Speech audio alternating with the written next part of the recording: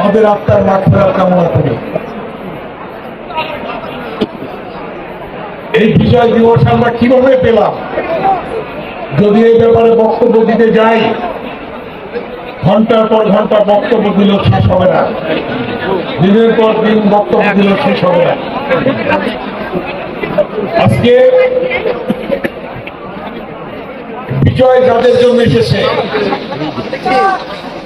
তাদের সিংহভাগ আজকে কিন্তু নেই, বয়সের কারণে তাদেরকে আমরা আজকে পাচ্ছি না। অনেকে মৃত্যুবরণ করেছে, তারা মুক্তিযুদ্ধ করেছে, অনেকে অসুস্থ হয়ে পড়ে আছে বয়সের কারণে। এই কেরানীগঞ্জের কলাপিয়া সহ বিভিন্ন ইউনিয়নে বীর মুক্তিযোদ্ধারা রয়েছে, যারা অসুস্থ অবস্থা আছে আমরা তাদের সুস্থতা কামনা করি। আমার জানা মতো অনেকে অসুস্থ আছে, সেই মুক্তিযোদ্ধারা আজকে এখানে হয়তো অংশগ্রহণ করতে পারেননি শারীরিক কারণে। আমরা আজকে সেই জাতির শ্রেষ্ঠ সন্তান বীর মুক্তিযোদ্ধাদেরকে আমরা স্মরণ করি। এই মুক্তিযুদ্ধের সূচনা হয়েছিল মহান স্বাধীনতার ঘোষক শহীদ রাষ্ট্রপতি জিয়াউর রহমানের সেই কালুরঘাট বেতার কেন্দ্র থেকে চট্টগ্রামের, আমি মেজর জিয়া বলছি, আপনাদের মনে আছে কথাটা? সেদিন জিয়াউর রহমানের ঘোষণার মধ্য দিয়ে এই স্বাধীনতা সংগ্রাম, সশস্ত্র সংগ্রাম শুরু হয়েছিল এবং সেনাবাহিনী থেকে শুরু করে সকল বাহিনী জিয়াউর রহমানের ঘোষণার পরপরই নেমে গিয়েছিলেন। কিন্তু আজকে সেই ইতিহাস বিকৃত করা হয়েছে, সেই ইতিহাস কিন্তু আজকে মুছে ফেলা হয়েছে। গত 17টি বছর এই কথাটি উচ্চারণ কেউ করতে পারেনি, উচ্চারণ কেউ করেনি। আমরা সকলের প্রতি শ্রদ্ধা জানাই, বীর শহীদদের প্রতি দল মত নির্বিশেষে যে যেখানেই থাকুক না কেন, যে যে দলই করুন না কেন, সে বীর মুক্তিযোদ্ধাদের, সেই শ্রেষ্ঠ সন্তানদের আমরা স্মরণ করি। আজকে এখানে মঞ্চে এবং আমার সামনে অনেক আমার শ্রদ্ধেয় নেতৃবৃন্দ রয়েছেন, আমাদের শ্রদ্ধেয় শিক্ষকবৃন্দ রয়েছেন এবং কেরানীগঞ্জের বিশিষ্ট ব্যক্তিবর্গ রয়েছে, কলাপিয়া বিশিষ্ট ব্যক্তিবর্গ রয়েছে। কারণ এই অনুষ্ঠানটি আমি দীর্ঘায়িত করতে চাইনি, যে বক্তব্য দিতে দিতে এখানে মেলা, যেটা বিজয় মেলা বসেছে, এই মেলার বিঘ্ন ঘটবে। কারণ সবাই এখানে আনন্দে উৎসবে এখানে ভরে উঠেছে। এই কলাপিয়া উচ্চ বিদ্যালয়ের মাঠটি একটি মিলন মেলায় পরিণত হয়েছে মুক্তিযোদ্ধাদের এবং মুক্তিযোদ্ধাদের পরিবারদের এবং এই কেরানীগঞ্জের মানুষের এবং কলাপিয়ার মানুষের। এই মিলন মেলা দেখে সত্যি আমি অবাক হয়েছি। এত মানুষের সমাগম এই কলাপিয়ার মাঠে আমি আর কখনো দেখি নাই। দীর্ঘদিন পরে হাত ছেড়ে আজকের এই মানুষের সমাগম হয়েছে। আর এই কলাপিয়ার একটা ঐতিহ্য রয়েছে, কলাপিয়ার একটা ঐতিহ্য রয়েছে, কলাপিয়ার একটা ঐতিহ্য রয়েছে। কলাপিয়ায় আমি আগেও বলতাম যখন কলাপিয়াতে আজকে ডিগ্রি কলেজ, যখন কলাপিয়াতে বিশ্ববিদ্যালয় কলেজ করার সিদ্ধান্ত গ্রহণ করলাম, আমি এমপি হওয়ার পরে, আপনারা আমাকে এমপি বানানোর পরে, তখন আমি এই মাঠেই বলেছিলাম যে কলাকিয়াতে শিক্ষিতের হার সবচেয়ে বেশি কেরানীগঞ্জের মধ্যে, এবং সেই শিক্ষায় আরো শিক্ষিত হবে। আশেপাশের থেকে যারা কলেজে পড়ার সুযোগ পেত না, তাদের জন্য কলেজ করার সিদ্ধান্ত রয়েছে।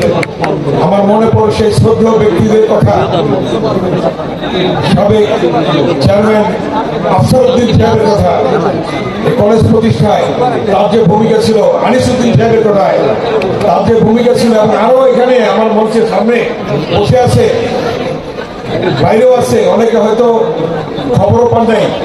আমি আজকেই দুপুরবেলা এসেছি উমরা পালন করে। তা আমি যখন শুনলাম যে মুক্তিযোদ্ধাদের সমাবেশ, বিজয়ের মহামিলন ঘটেছে কলাকিয়াতে, আমি নিজেকে সামনে রাখতে পারলাম না। আমি চলে আসলাম আপনাদের সাথে দেখা করার জন্য এবং আপনাদের সালাম জানানোর জন্য। সেই কলেজ কিন্তু কলাকিয়াতে হয়েছে।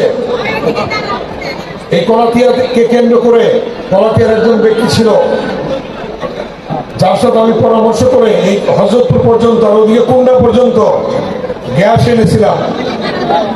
যাই সে উনি কোথায় আছে এখন জানি না, আমি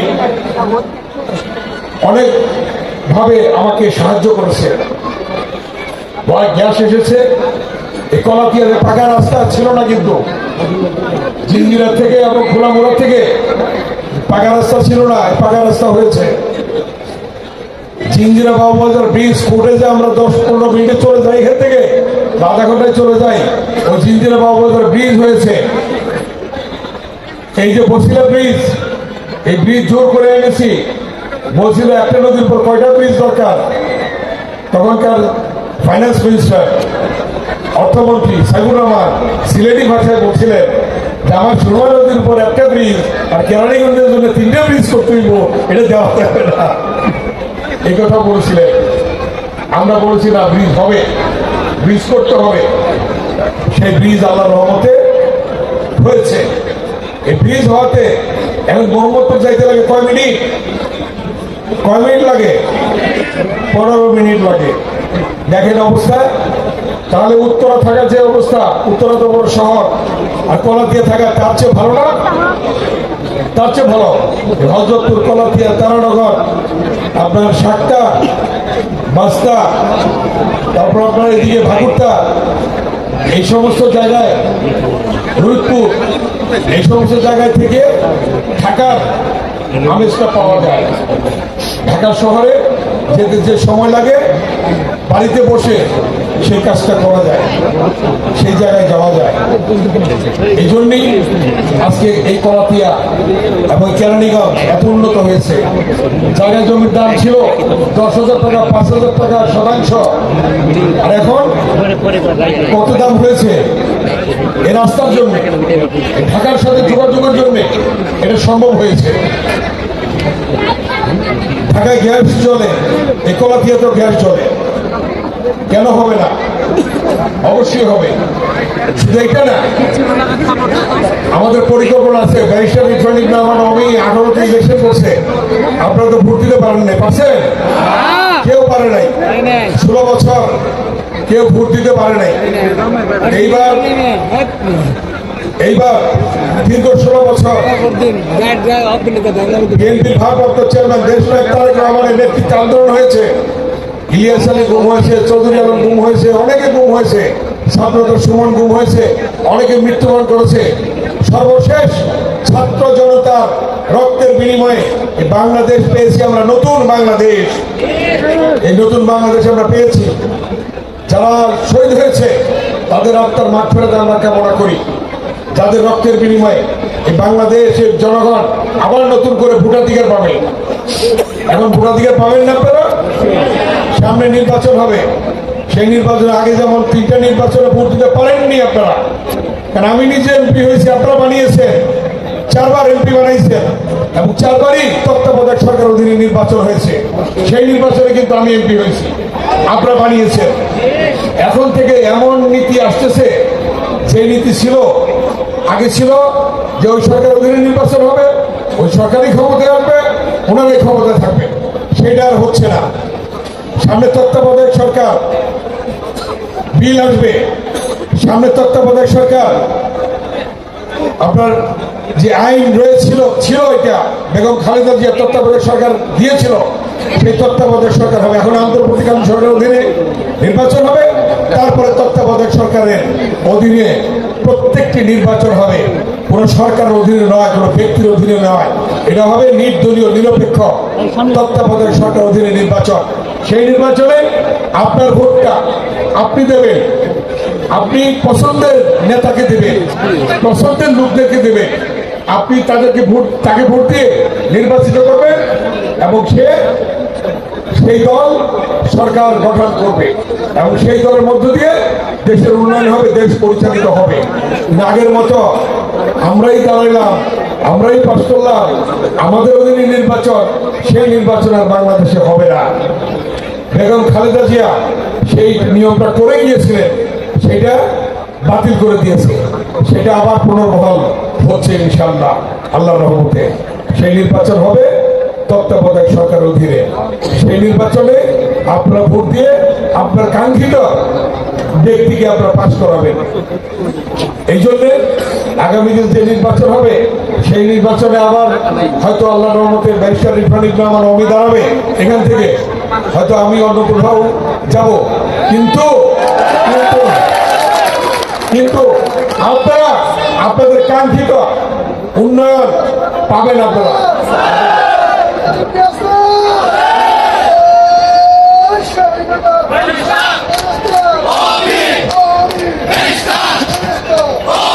আপনারা আপনারা যে উন্নয়নটা পেয়েছেন,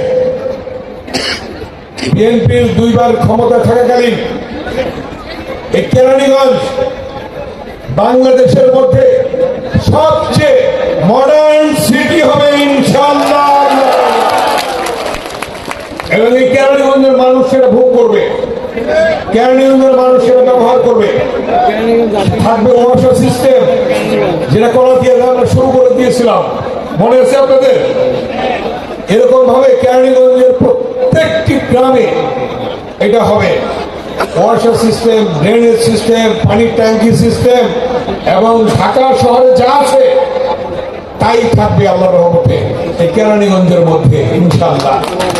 যেভাবে আমরা উন্নয়ন করব ঢেলে সাজিয়ে আপনাদের পরামর্শ নিয়ে। তাই আজকে অনেকেই জানে না ইতিহাস, যাদের বয়স এখন 18 বছর হয়েছে, যারা ভোটার হয়েছে তারা কিন্তু জানে না 91 সালে যখন আমি প্রথম এমপি ইলেকশন করি, তখন কিন্তু আজকে থেকে কত বছর আগে, 33 বছর আগে, তাই না? 33 বছর আগে ওই 18 বছরের সন্তান কিন্তু জানে না এই কেরানীগঞ্জ কি ছিল। বাতির নিচে অন্ধকার ছিল, মাত্র 2-3টি গ্রামে বিদ্যুৎ ছিল, আর কোন গ্রামে কেরানীগঞ্জে বিদ্যুৎ ছিল না। গ্যাস তো দূরের কথা, এটা তো থাকার প্রশ্ন ওঠে না। কলেজ 9টা কলেজ আমরা করেছি এই কেরানীগঞ্জে।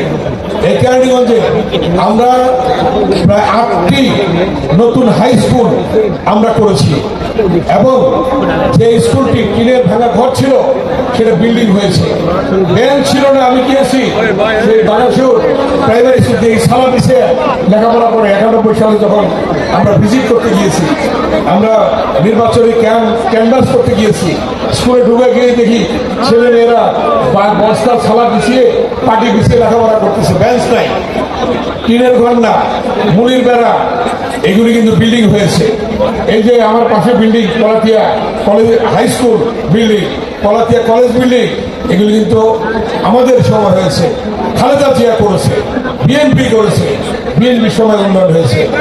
বিএনপি ক্ষমতায় থাকলে উন্নয়ন হয়। একটা জিনিস দেখেন, আমরা যে রাস্তাগুলি করেছি এই কলাতিয়া থেকে আপনি উত্তরবঙ্গে যান, এদিক দিয়ে আলিপুর ব্রিজটা চলে যাবেন। আপনি যদি দক্ষিণবঙ্গে যান, এদিক দিয়ে কলাতিয়া হয়ে বোর্ডিং হয়ে রুলপুর হয়ে আপনারা চলে যাবেন সে মাওয়া রোডে। আপনারা যদি সেই সিলেট বিভাগে যান, আপনি চট্টগ্রাম বিভাগে যান, এই কেরানীগঞ্জ থেকে ঢাকায় যেতে হবে না। আপনি আপনার মতো যেতে পারবেন। আমরা এই পরিকল্পনা করে প্রায় 80টার মতো ছোট ছোট ব্রিজ করে এবং এর পরবর্তীতে আরো প্রায় 136টা ব্রিজ করে আমরা এই নেটওয়ার্কটা কেরানীগঞ্জের মধ্যে নিয়ে এসেছি। আমরা চেয়েছি কেরানীগঞ্জের মানুষ ভালো থাকবে, কেরানীগঞ্জের মানুষ সুখে থাকবে, কেরানীগঞ্জের মানুষ শান্তি থাকবে, কেরানীগঞ্জের মানুষ ভোগ করবে এই ঢাকার উন্নয়ন। ঢাকায় যা আছে কেরানীগঞ্জে তাই থাকবে, এটাই আমরা চিন্তা করেছি। এটা চিন্তা করে কিন্তু আমরা করেছি এই উন্নয়নগুলো।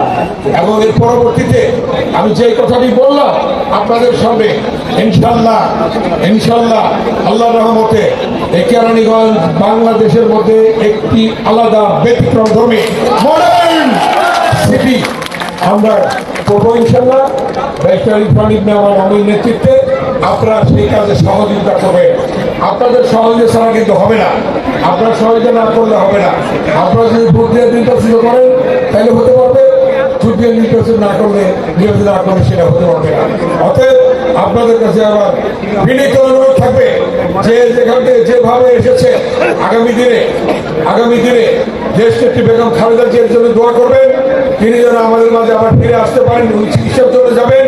এবং বিএনপির ভারপ্রাপ্ত চেয়ারম্যান দেশের তারেক রহমান যাতে আবার আমাদের মাঝে ফিরে এসে যেভাবে তিনি বক্তব্য রাখছেন, যেভাবে কথা বলছেন, যেভাবে মানুষের পাশে দাঁড়িয়েছে, এভাবে তারা আমাদের সামনে এসে দাঁড়াতে পারে। এই জন্য আপনারা দোয়া করবেন যেন তারেক রহমান দ্রুত আমাদের মাঝে ফিরে আসতে পারে। ইনশাআল্লাহ আমাদের উন্নয়ন বাকি থাকবে না। আজকে এই মেলার মাধ্যমে বোঝা গিয়েছে যে জনগণ কি চায়, জনগণ কি চাবে। আল্লাহর রহমতে ইনশাল্লাহ সেই কাজ আগামী দিনে হবে, সেই কাজ আগামী দিনে আমরা করবো ইনশাল্লাহ। এখানে আমার শ্রদ্ধ অধ্যক্ষবৃন্দ রয়েছে, এখানে আমার শ্রদ্ধ অনেক শিক্ষকরা রয়েছেন, এখানে আমার অনেক শ্রদ্ধ বিশিষ্ট ব্যক্তিবর্গ রয়েছেন এবং বিভিন্ন জায়গা থেকে আপনারা এসেছেন। আমার মা বোনেরা ব্যাপকভাবে এখানে দেখা যাচ্ছে এখানে উপস্থিতি। অতএব আপনাদের কাছে আমার বিনীত অনুরোধ, এলাকার মধ্যে শান্তি বজায় রাখতে হবে, শৃঙ্খলা বজায় রাখতে হবে। এলাকার মধ্যে কোনো মাদক দ্রব্য সেবন চলবে না, কোনো মাদক চলবে না। মদ, গাঁজা, হিরোইন, ফ্যান্সিডিল এইগুলি চলবে না। এগুলি যদি করে তাহলে দেখবেন নিজের ছেলে নষ্ট হয়ে যাচ্ছে, নিজের ছেলে খারাপ হয়ে যাচ্ছে, নিজের সন্তান খারাপ হয়ে যাচ্ছে। এগুলি যেন কেউ না করে আমার বিনীত অনুরোধ থাকবে। এবং এই এলাকা মাদক মুক্ত থাকবে, এই এলাকায় শান্তি শৃঙ্খলা বজায় থাকবে, এই এলাকায় আপনারা নির্বিঘ্নে চলাফেরা করবেন এবং সকলে মিলেমিশে ঐক্যবদ্ধভাবে কাজ করবেন, সেদিকে আপনারা লক্ষ্য করে রাখবেন। আরেকটা জিনিস বলবো, এই এলাকায় কেরানীগঞ্জে কোথাও কোনো চাঁদাবাজ থাকবে না, কেউ কোনো চাঁদাবাজি করতে পারবে না। কোনো দোকানে গিয়ে বা কোনো জায়গায় গিয়ে কেউ অবৈধভাবে অন্যায়ভাবে কেউ কোনো চাঁদা চাইতে পারবে না। এগুলি আপনারা খেয়াল রাখবেন। যদি কেউ চায়, সাথে সাথে যদি আমাদের দলেরও কেউ হয়, সাথে সাথে থেকে আমরা বহিষ্কার করবো এবং আইন শৃঙ্খলা রক্ষাকারী হাতে তাকে ধরিয়ে দেবেন। আমরা এই শান্তি শৃঙ্খলাটা চাই, এই সুন্দর পরিবেশটা চাই আমরা এই কলাতিয়াতে, এই কেরানীগঞ্জে। অতএব আপনারা জানেন যে এভাবে যদি সুন্দরভাবে সকলে চলে, সুন্দর পরিবেশ রাখে, তাহলে কি একটি সুন্দর জায়গা হবে না? এটা ইনশাআল্লাহ সুন্দর জায়গা আছে, আরো সুন্দর হবে এই পরিবেশটা আপনারা বজায় রাখবেন। গতকাল আমার এসেছিল, আজকে আমি আমার শ্রদ্ধ অনেক নেতৃবৃন্দ আমাকে বললেন একটু আসার জন্য, এই জন্য আমি এসে গেলাম, আমি দেখা করে গেলাম। আপনারা দোয়া করবেন, আপনারা দোয়া করবেন, আপনারা দোয়া করবেন দেশ নেত্রী বেগম খালেদা জিয়ার জন্য, দোয়া করবেন তারেক রহমানের জন্য, যাতে করে আগামী দিনে এ দেশকে আরো সুন্দরভাবে ঢেলে সাজানো যায়, সেদিকে আপনারা লক্ষ্য রাখবেন। এই বিনীত অনুরোধ আমি রেখে গেলাম আপনাদের কাছে। আমি আমার বক্তব্য দীর্ঘায়িত করতে চাই না।